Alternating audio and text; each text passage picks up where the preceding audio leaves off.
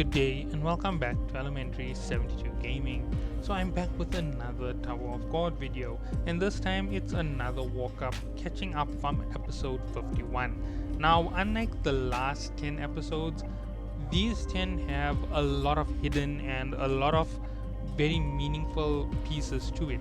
Obviously, if you want more detail, you have to read the comics. My little catch up will get you a little catch up on the story at the end of the day.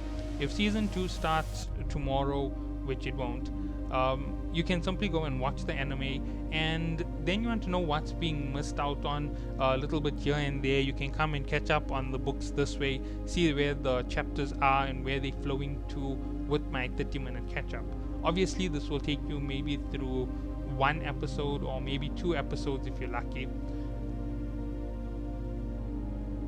And with this here, you'll know where you need to read to catch up on hidden or missing details from the story. That is the whole idea behind this. It does give quite a bit of info on what's going on individually in each chapter. There are 10 chapters in each of these videos, so basically it's around about a 3-minute allotment to a chapter. Although sometimes I do go into much more detail, like this one I'm expecting to be crazy long because I know where this one here flows through. Because we're starting off from the Island's Hand situation, we then get the workshop battle situation. We get the whole situation with Kun taking on the team that Baum was in previously, or Viol was in previously. All of this is going to be very important. So let's get into this and let's start knocking up from this point in the tower. So we kick off episode 51 with Novik and Ran looking at Shia blowing up the tower.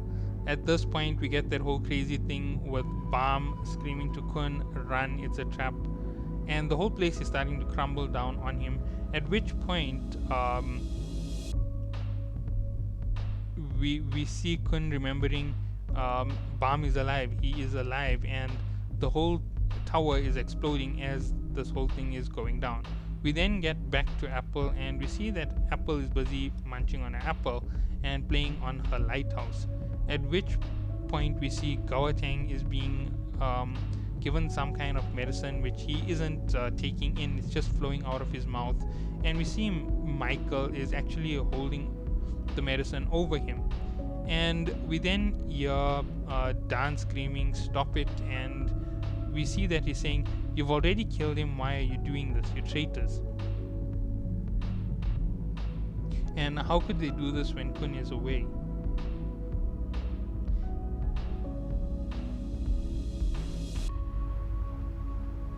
And at this point, Apple and Michael reveal that they're members of FUG and that they're here for their own purposes. And they wonder, why would FUG kill Kun? And we see that Apple says they're just following orders, this is their job. And basically they set up the whole situation where they got into Kun's team, and this was all a setup from the start, that they hacked Kun's lighthouse, so he probably won't survive. And we see Dan basically thinking even the mighty Kun can be stabbed in the back, and that he trusted them for years, and this is what happens. This is why he didn't want to climb up the tower again. And at this point we see Rachel enter the room, and she basically offers Dan to go up the tower, and she asks him if he'll be her legs. And he says that the real traitor is Rachel, so that it was her who asked Fug to kill Kun. And he tells her to get lost. If she wants to go up the tower, she must do it with her own unscathed legs. And at that point, she stabs Dan in the legs and hurts him really badly so that he won't be able to run anymore. And she explains that she didn't do anything wrong, and then it cuts right back to the explosion at Alan's Hand. And we see Viol screaming, "No, no, no, why no?" And he screams, "What did I do to you? No." At this point, we basically get the idea of what's going on. We then see the rest of Baum's team arrive. That's Ark Raptor, Wagner, Prince, and Yua to the rubble. And that is where episode 51 ends. Now, there is a very important thing that's happening at this point. We're going to get it in the next episode.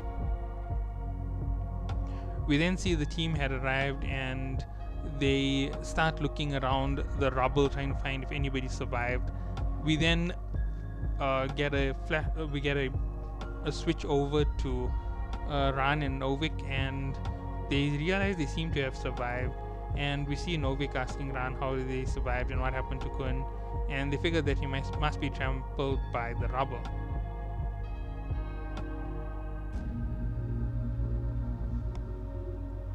So we see Shia explain that she's doing this here to show the birth of the new Slayer and how people should worship him, and how he destroyed Alan's hand to kill a son from one of the 10 great families. And basically that's the whole idea behind all of this.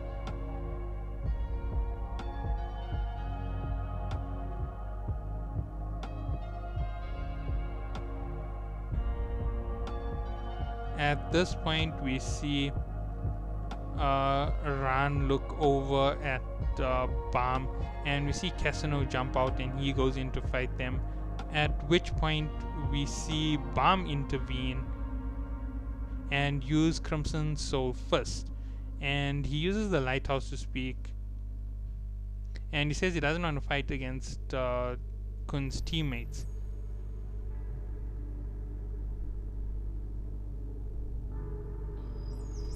And we see that he's using the lighthouse to talk at this point, and he says that they coming with him, those two. And we see that he gives an order to Shia, and basically she says she has no choice, and he says you have no choice, you either follow us or you die.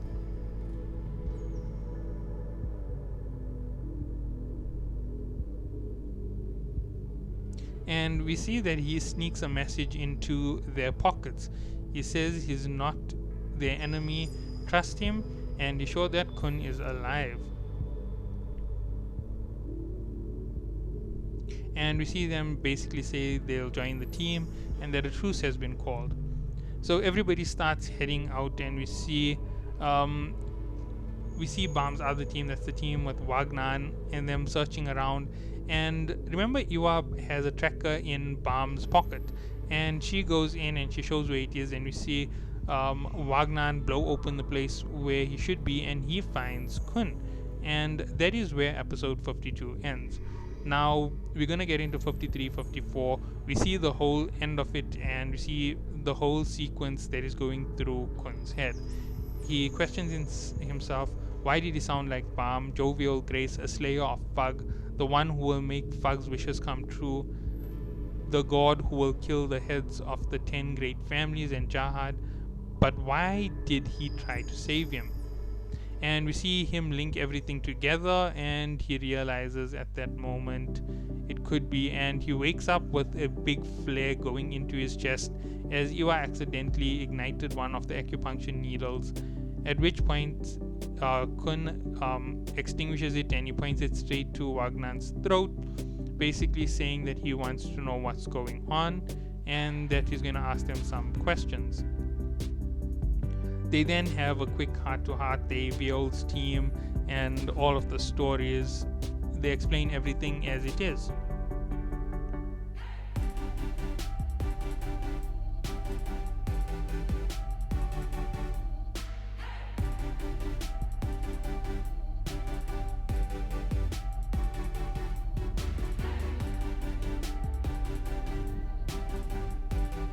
And we then see Arc Raptor confront Kun and say that their teammates' lives may also depend on all of this. And Kun says, can they go to the 29th floor? At which point he takes them all over, and they then find out that Kun's team has a private bunker, and basically they head inside and they start scouting out the area.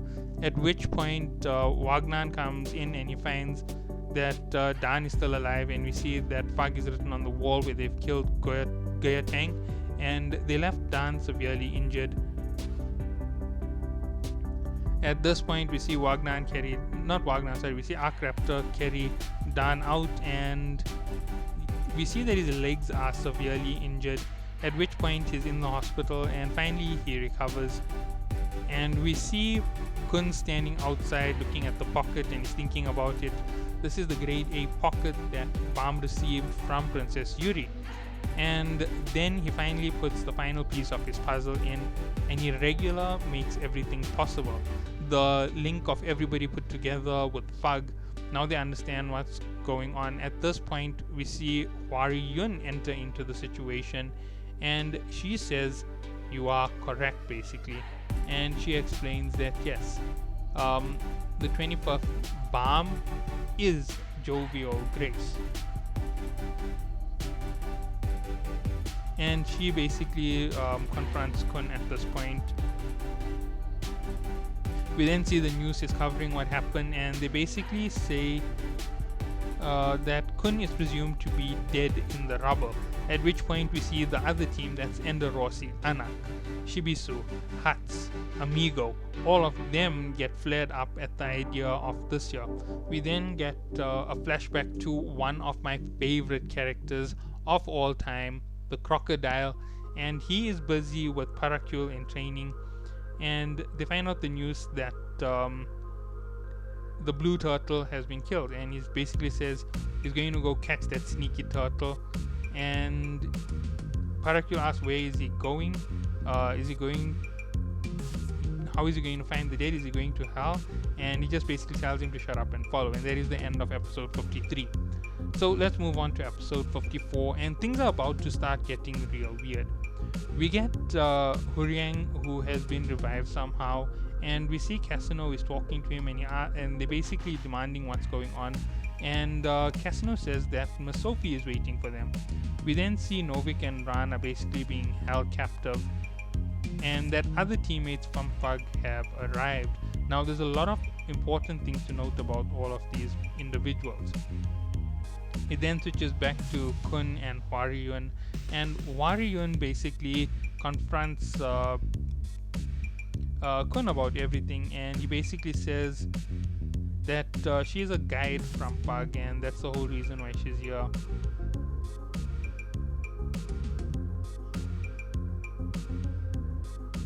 And Kun basically tries to attack her, at which point she uses her staff to block his punch, and you can see his hand is filled with blood. And Kun asks where did they take Balm, and she explains she doesn't know, she wasn't involved in this one, and that it's being held by some of the Fug elders and slayers who are interested in the politics and the powers within Fug, and all of this is being done. And she basically explains there's a wager being made. If Kun can win the workshop battle with Viol's team, then they can get Viol back. And she basically explains whoever wins between the two teams gets to choose who the team for Viol will be. And she explains that there's a high ranker in Fug who made this all possible for the freedom of the boy, and basically he's a monster. Even slayers will have a hard time fighting, and that is Jin Sang Ha. Just for you to know how crazy powerful he is, that even the slayers worry about taking him on.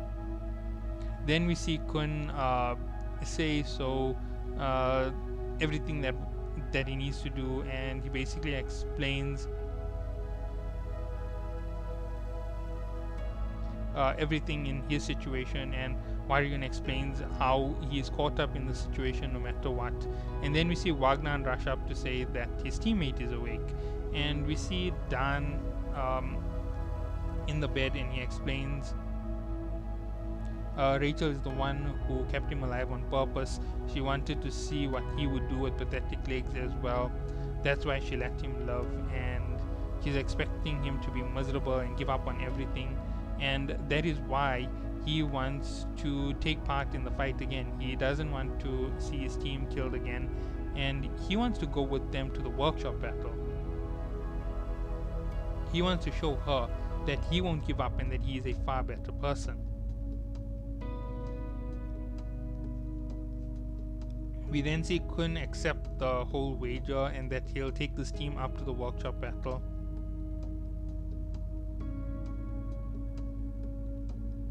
And we see Kun say that he is Balm's old teammate, and if they win the battle, they can bring back Viol. And the whole thing is that he is going to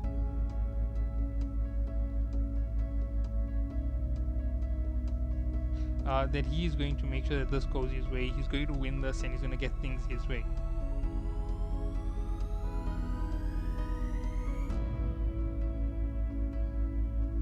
And we see Wagner agreed to be teammates with Kun. Now, as I said, the whole idea behind Kun, Wagner, and all these members is something really important to remember, that we have to think about it as shadowing the first 13 warriors in the story. The fact that Wagner and Kun can get along on this path may say that they can get along on some topics and they won't get along on others. Then we flash back to Viol, and we see him using a new needle that has been given to slash a wall, and we can see how powerful it is. We see that he has a new teammate named Rafleo. Rafleo is actually one of the minions of one of the high rankers within FUG, somebody who's a shadow, whatever it is, and we'll find out more about it later on in the story. And basically all of this is done till the end of episode 54. We then get into episode 55. In episode 55, we see the wall has been slashed, and we get back to that very same scene. We then see Viol walk off, and they explain that they did what they did because Viol showed a moment of weakness, and that he only needs to focus on the next test.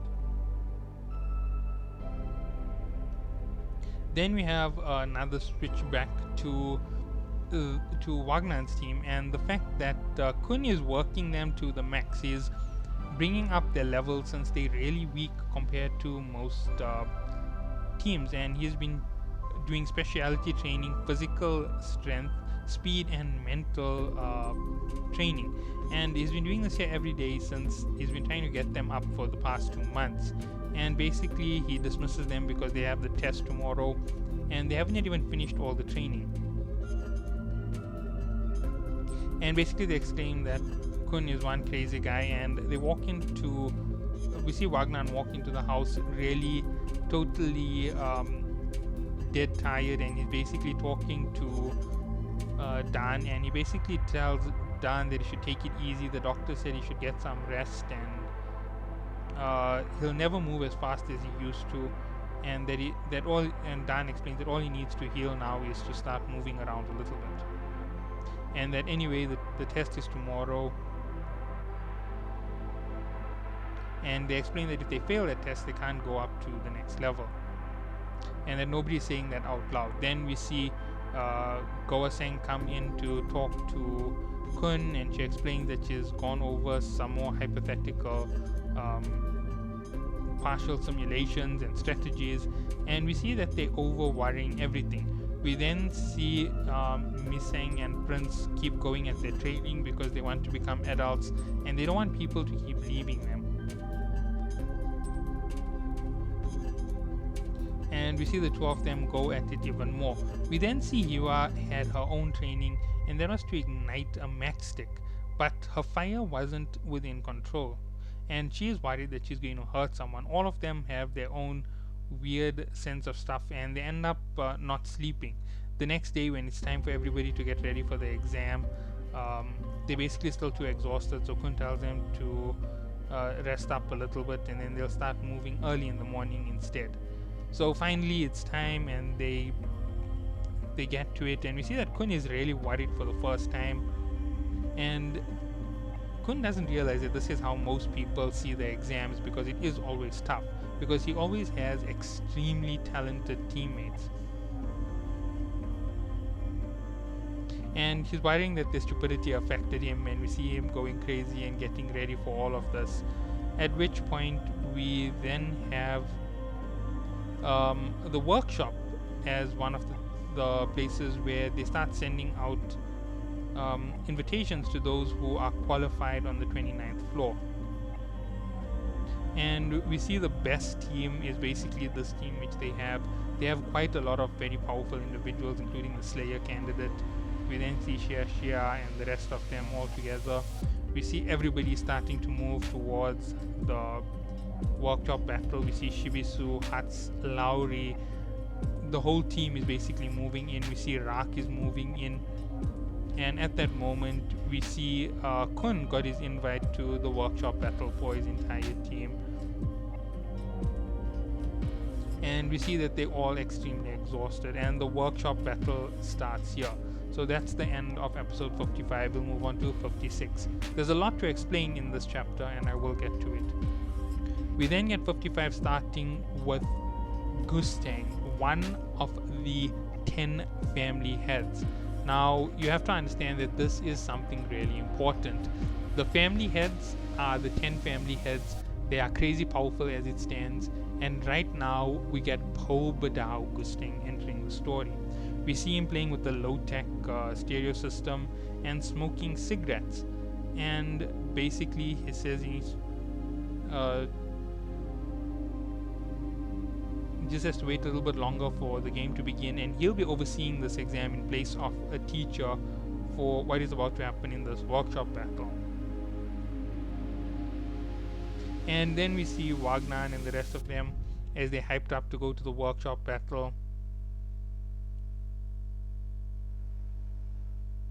And we see Kun saying that he's worried about the princess and her team, because that's Ender Rossi, Anak, and the rest of them. They're quite powerful individuals as it stands, and that is something that he is really worried about.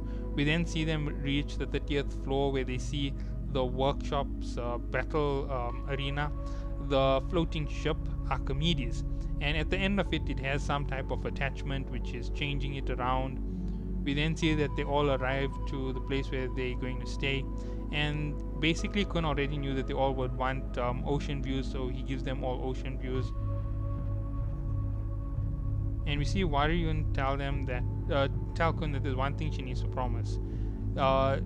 She can't let anyone find out that Viol is Balm, and that none of his old teammates can find out that he is still alive either.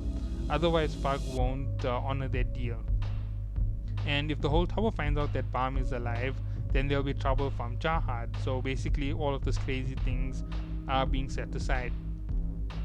We then swap over to Shibisu's team, and we see Shibisu acting like a dork, looking out the window at the Archimedes, going crazy, behaving himself, and basically they're all fixated on fighting Viol. Then we see Viol, and he's there with Kunran and Novik, and basically tells them to unshackle them because they have nowhere to run to. And that is his order, and basically they're unshackled. And Rafleo tells them not to do anything foolish, and Novik basically says like this, and he gets scared by Rafleo. And we see that basically they're keeping a very close eye on the three of them. At this point, we see everything is starting to heat up, and basically we see that the workshop battle is about to start. We then see a random man running in the street with something chasing after him, and that is where 56 ends, and we go on to 57. Now all of this links together, and it is very important. We see Balm seeing someone being chased, and after that we see the guy is basically really out of breath and trying to round corners, at which point Balm drops down and smashes the patrol bot instantly. And we see the random individual who's a traveler says, "What have you done? If you destroy the workshop's patrol bots like that, then they'll send more powerful bots." And we see them hiding away from the higher level 30 Blue Dog patrols.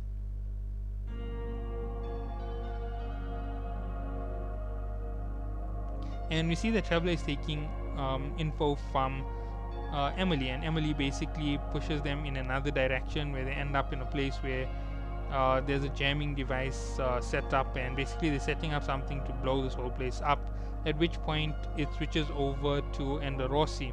She's being interviewed, and basically she says that she's not afraid of the Slayer candidate and that she'll beat him. Everybody can sit back and watch a battle.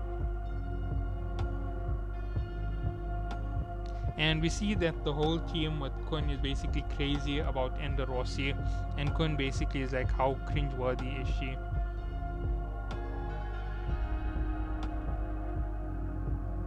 Then we see Shibisu trying to act cool on TV, and as he is talking, we see the whole screen blanks out.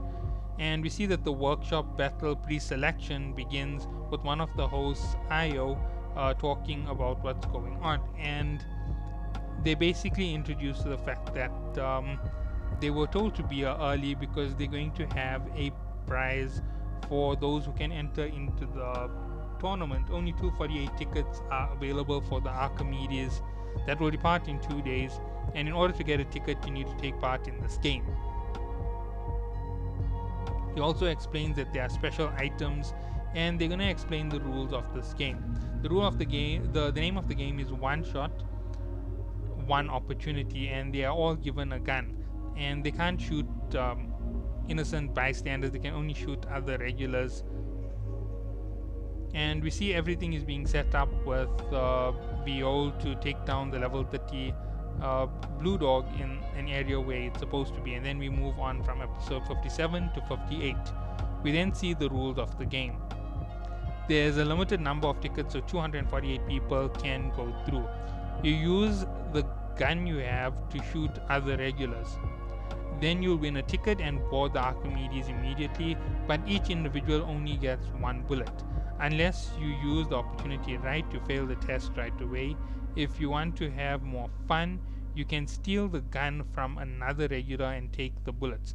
The owner of the stolen gun fails right away. You may only use your gun to shoot. And they explain that the chamber holds up to 6 bullets. Add more than 2 to the gun and you can control the handle and switch it into dark or light mode. Light mode can send people up to the Archimedes, so you instantly give them a ticket, and dark mode can be used for you to get your ticket. There are 2 items to be given from this year. The one item for the first person to shoot someone is the Blood Tamara, and the second one is the White Heavenly Mirror. Those are workshop items of a very high class. And if you shoot the Island Fairy Bong Bong, you get a special reward for that.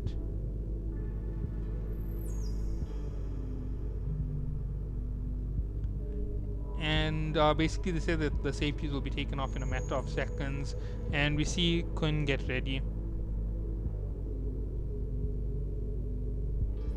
And he basically explains that shooting a dark bullet is too risky. So he thinks about it and he starts taking up his aim.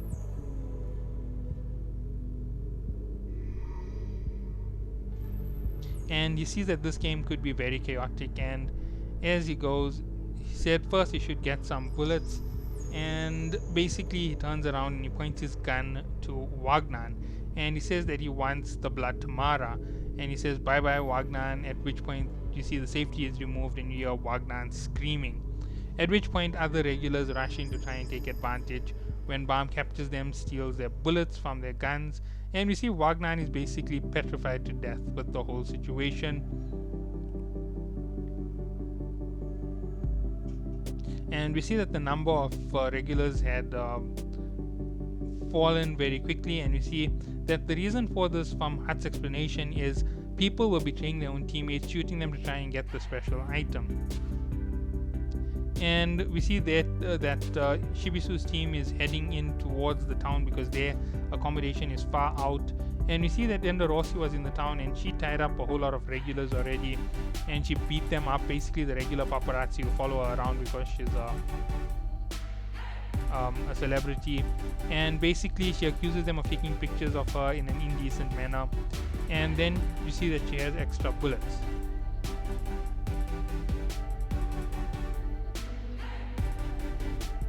And we see that Chibisu and their team basically save victory for Fug, and they find out where Fug is and that they rented a floor in another place.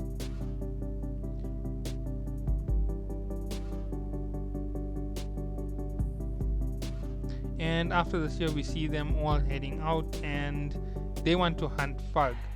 At this point, we see that Ender Rossi set this up and she already knew where Viol really was, but she wanted a team to take on the Fug team instead. So we see that Rafleo goes to look for Balm and he realizes he's not in his room. And we see everybody is getting ready with bolstering up their defenses, at which point they notice that Anak Jahad is standing outside their window on a pole, and they realize that a fight is coming. So that's the end of 58. We'll move on to 59. We see that Chibisu's team is all in place and they're just using Anak as a distraction, and they're waiting for there to be 100 tickets left before they start. And we see everything is getting ready to take action, and that Anak has a way to fly with one of her items.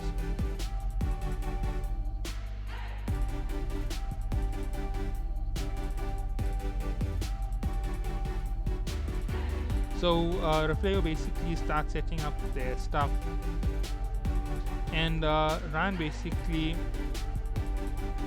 says they're going to have to get faster. Once they are less than 100 tickets, they're going to start fighting them. So everybody is prepared to fight at that point. We then see Balm helping Traveler set up everything, and he introduces himself as the 25th Balm.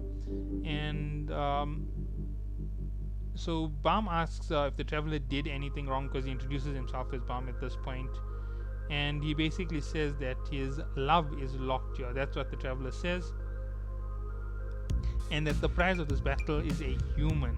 And after this here, we see that everybody gets in place, and the robot comes in and it's about to attack them. And basically we see that Traveler says that they shouldn't try and attack this thing because only one of the princesses of Jahad or Jovial Grace could defeat it. And then we see Enderossi Jahad enters, and she grabs her gun and she basically goes straight at Balm.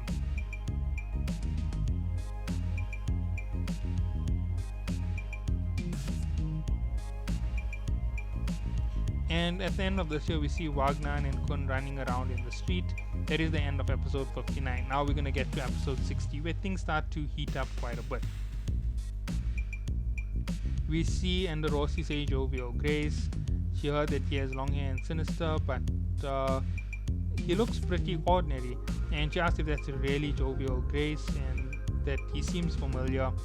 And we see that Balm's gun all of a sudden appears out of nowhere, and that she lost focus for a second, and that he used reverse flow control on her. He slides down, he tackles her, and he whacks her back very quickly. At which point he says, Traveler, do you have bombs? Throw it quick.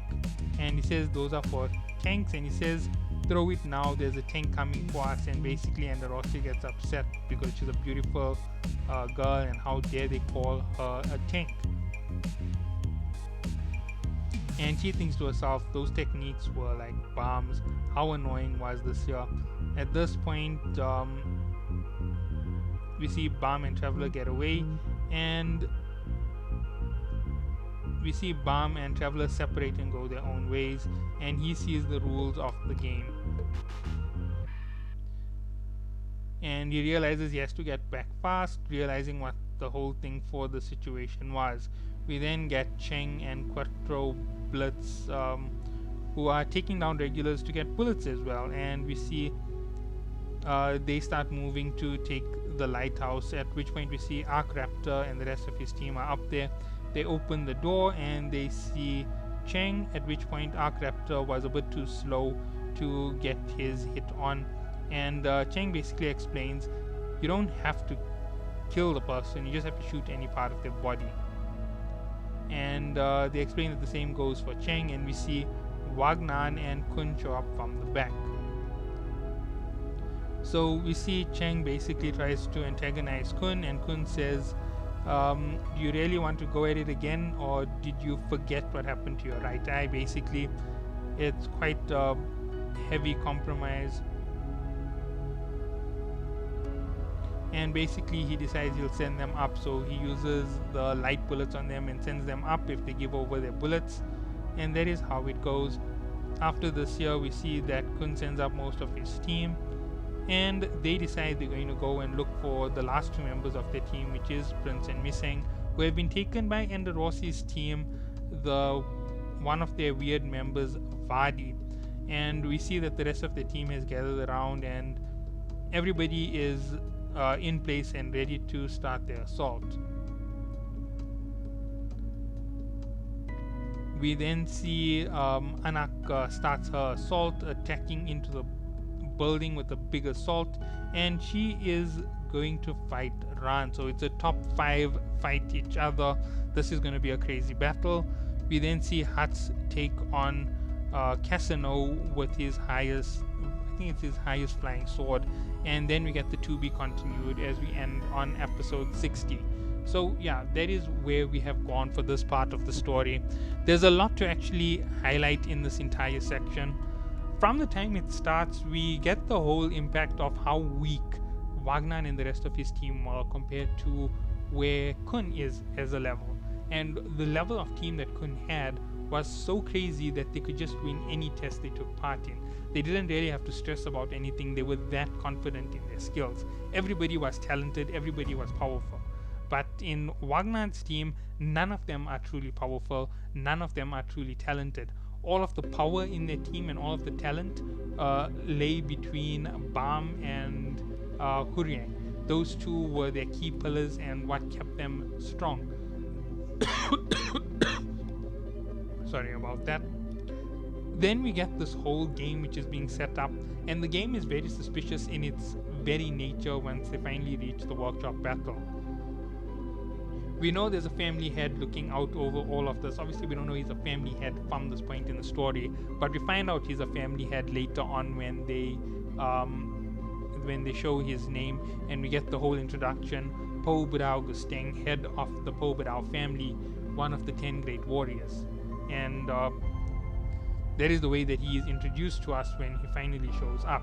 But other than that, we get everybody heading in. We get Ayu starting the test early. We see that the traveler has been pulled in. Later we'll find out that there's more than one traveler. We find out that Emily has been playing this game on multiple individuals from the middle area who are regulars because they're being pulled in to be material for projects in the workshop. And there's a whole lot that's going to go down after this here. Things get really crazy moving forward. We find out quite a bit once the workshop battle ends, but I'm not going to spoil too much of what is going to happen because these are some of the best chapters in the entire story. Starting from this point, the level of power just starts climbing like crazy. We see things which don't work out for the scaling properly, like the fact that Bam could draw with the Renka says that Bam is more powerful than any regular on this floor. We then see the whole fight with Refleo, and we see that Refleo had to use a hostage to hold off Bam when he uses some Lord of Fugs power, something shadows, and it basically overpowers him to the point where he's going to kill himself by doing it. It's like from a Naruto perspective, the 8 inner gates formation, the 8 gate of death, that's what he does to get his power, and he raises himself up from an E rank regular power to a B rank level of power, and that is such a massive increase for an individual that it seems like it's almost impossible. At B rank they technically shouldn't be able to take on rankers, and it's just that crazy for them to be able to fight a ranker. A rank regular may be able to draw with the ranker once in a blue moon, or even put up a slight fight or hold off the fight for a few seconds as a whole team against the ranker, but they still can't beat rankers at A rank. It's only once they become rankers that they get ranked against other rankers, and still then there's so much to do with the rankers as you go up in rank to the advanced ranker and you go up to high ranker, and then you get to the top 10 in the tower who are just super over the limit powerful. So that is what you need to know about this whole section of the tower. So that is all that I have for today. I will catch you all in the next one, so have a great day.